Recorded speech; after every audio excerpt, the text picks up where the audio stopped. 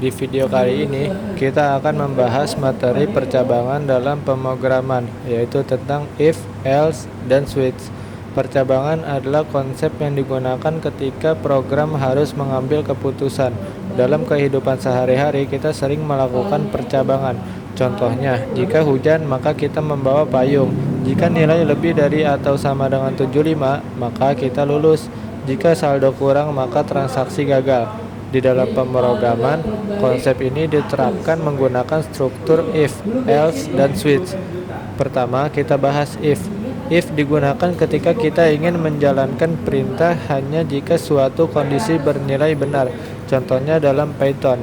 Misalnya, kita punya variabel nilai sama dengan 80. Kemudian kita buat kondisi.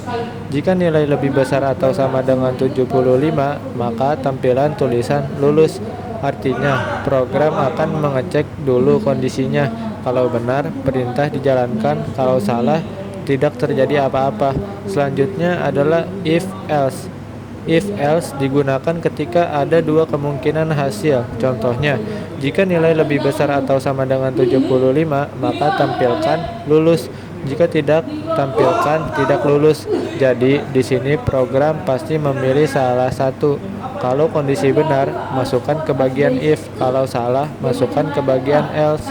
Berikutnya adalah if else if, atau dalam Python disebut elif. Ini digunakan jika kondisi lebih dari dua. Misalnya, jika nilai lebih dari 1 sama dengan 90, maka dapat A. Jika nilai lebih dari atau sama dengan 80, maka dapat B. Jika nilai lebih dari atau sama dengan 70, maka dapat C. Selain itu dapat D. Program akan membaca dari atas ke bawah. Begitu menemukan kondisi yang benar, program langsung berhenti dan tidak mengecek kondisi di bawahnya lagi. Sekarang kita bahas switch.